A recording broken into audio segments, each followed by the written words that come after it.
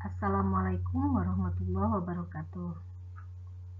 Berjumpa kembali dengan saya Sri Damayanti. Untuk kesempatan ini akan menjelaskan tentang bangun ruang sisi lengkung bagian pertama, yaitu tentang tabung. Oke, anak-anakku, kita mulai ya.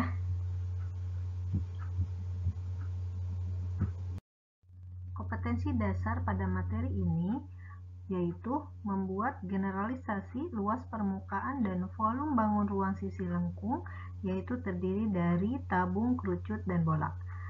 Yang kedua, menyelesaikan masalah kontekstual yang berkaitan dengan luas permukaan dan volume bangun ruang sisi lengkung, tabung, kerucut, dan bola, serta gabungan beberapa bangun ruang sisi lengkung. Nah, tujuan pembelajaran untuk bagian pertama yaitu tentang tabung.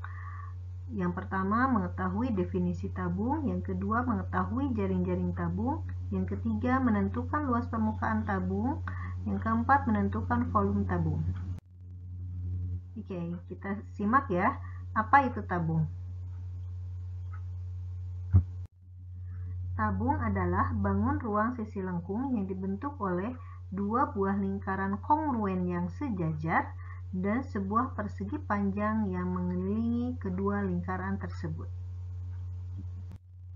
Dari definisi tabung, kita bisa mengetahui ada dua buah lingkaran yang kongruen sejajar dan satu buah persegi panjang yang mengelilingi lingkaran tersebut. Nah, kita simak sekarang unsur-unsur tabung. Yang pertama, tabung memiliki dua buah rusuk, yaitu berupa rusuk lengkung, yaitu berupa lingkaran. Nah, lingkaran alas dan lingkaran tutup. Oke, yang kedua, memiliki tiga buah sisi.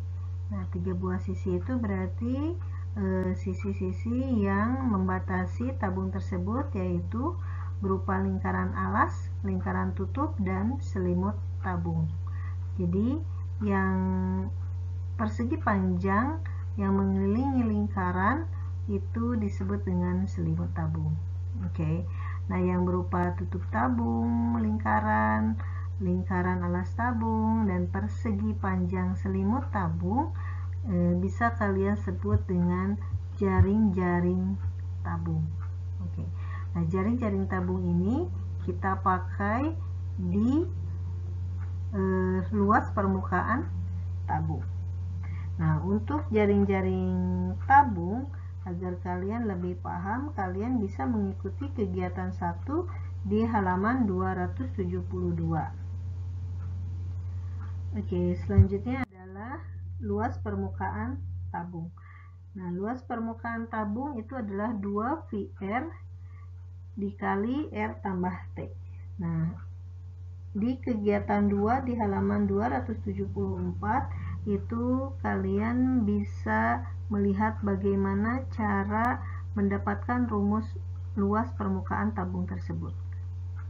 Oke, selanjutnya ada volume tabung. Volume tabung itu VR kuadrat T, atau dulu kalian sering mendengar volume tabung itu luas alas kali tinggi. Nah, karena alasnya berbentuk lingkaran, berarti luas lingkaran adalah VR kuadrat. Jadi volume tabung itu VR kuadrat T. Oke, volume tabung juga ada ya di kegiatan 3 di halaman 275.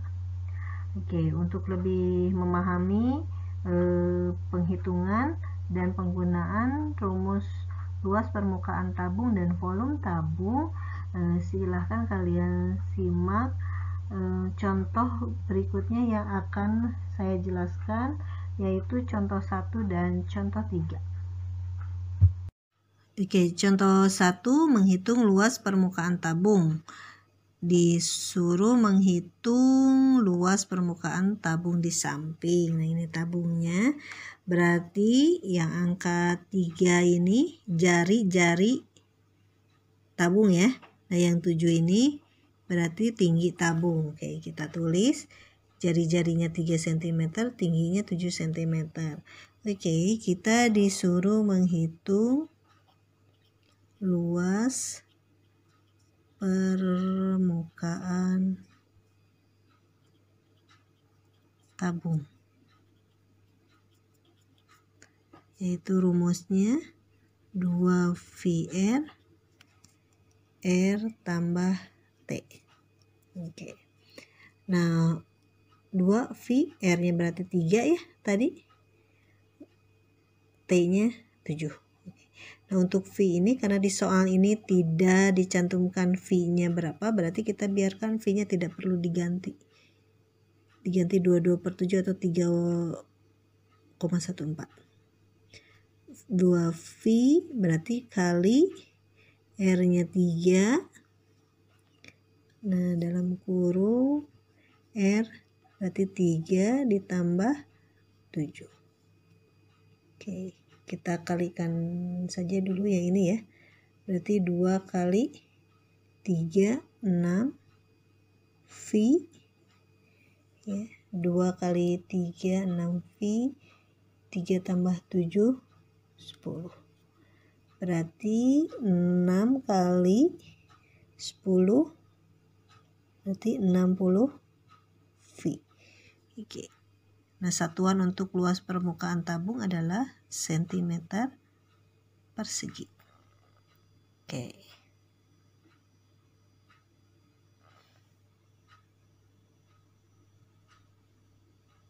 Contoh berikutnya saya ambil contoh 3 menghitung volume tabung ya. Kita disuruh menghitung volume tabung, berarti yang 2 ini adalah jari-jari, yang 6 itu adalah tinggi tabung. Kita tulis dulu yang diketahui. Berarti jari-jari 2 meter, tinggi 6 meter. Oke, disuruh menghitung volume tabung. Volume tabung itu VR kuadrat T. VR kuadrat T. Oke, saya tulis ulang ya. VR kuadrat T. Oke. Karena tidak dicantumkan V-nya berapa, berarti kita biarkan saja V. R-nya adalah 2, berarti 2/2. Tingginya 6. Oke. V 2/2 4. Oke, 4 kali 6 24 V berarti meter kubik. Ini volume.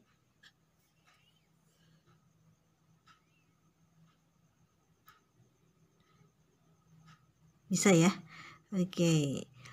Nah, untuk tugas selanjutnya silahkan kalian perhatikan dan simak di WA group.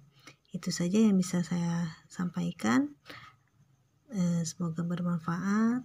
Terima kasih. Wassalamualaikum warahmatullahi wabarakatuh.